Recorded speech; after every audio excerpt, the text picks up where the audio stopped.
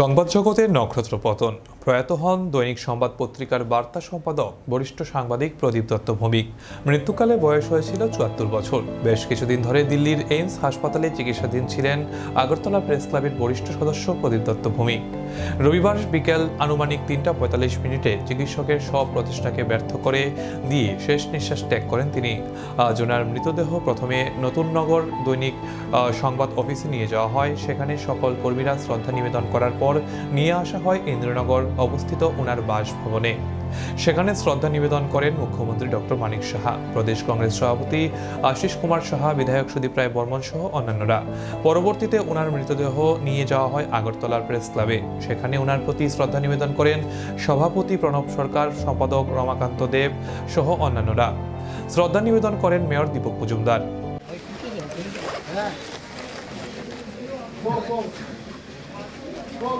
দৈনিক সংবাদের বার্তা সম্পাদক প্রদীপ দত্ত ভৌমিক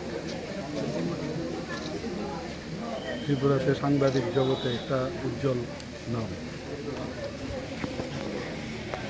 দীর্ঘদিন ধরে ওনার সাথে আমার পরিচয়, ছাত্র অবস্থা থেকেই ওনার সাথে আমার পরিচয়, এবং আমাদের স্বর্গীয় ভূপেন দত্ত ভৌমিকে যথেষ্ট। এবং আমার এখনও মনে আছে ভূপেনদা পড়াশোনায় খুব ভালো ছিল। ভূপেনদা ওনাকে নিয়ে এসেছিলেন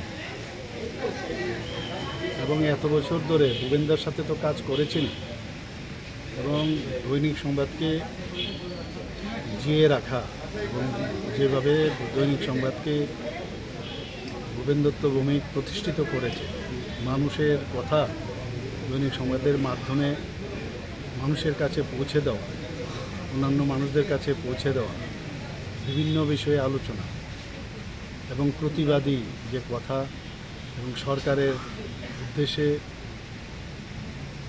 যেগুলো সাধারণ মানুষের ভালো কাজে আসবে সেগুলো দৈনিক সংবাদে যে মানুষের কণ্ঠ হিসাবে আসা, সেটা কিন্তু সেই কাজটা ভূপেন দত্ত ভৌমিকের মৃত্যু হওয়ার পর এই কাজটা কিন্তু আমাদের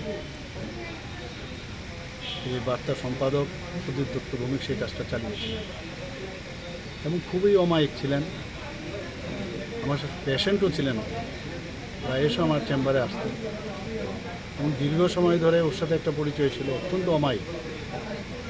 এবং আমি দেখেছি যে ভূপেন দত্ত ভৌমিকের যে এখানে ট্রাস্ট, সেই ট্রাস্টের প্রতিটি ব্যক্তির সাথে এবং ওই দৈনিক সংবাদের যারা কাজ করেন, যারা অন্যান্য সাংবাদিকরা আছেন, তাদের সাথেও ওনার যে একটা কলিগনেস যে একটা বিষয়, সেটা কিন্তু মানে মনে রাখার মতো।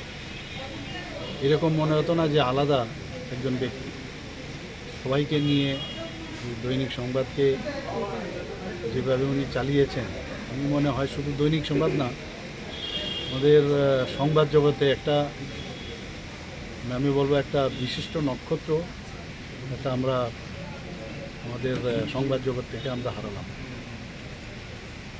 আমি ওনার আত্মার সদ্গতি কামনা করি এবং ওনার পরিবারের প্রতি আমার সমবেদনা রইল।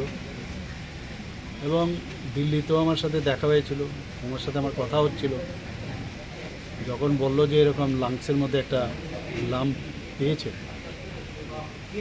তো বিভিন্ন সময় আমার ওই সময়ে দিল্লিতে যেতে হতো, ত্রিপুরা ভবনে থাকার থেকে আরম্ভ করে বিভিন্ন বিষয়ে আমার একদম নিশ্চিন্ত থাকুন, যা করার আমরা করব, যা যা আমরা তরফ থেকে সুযোগ সুবিধা মানে দেওয়া, সেই ব্যবস্থা আমরা করব। প্রতিনিয়ত আমার সাথে কথা হতো।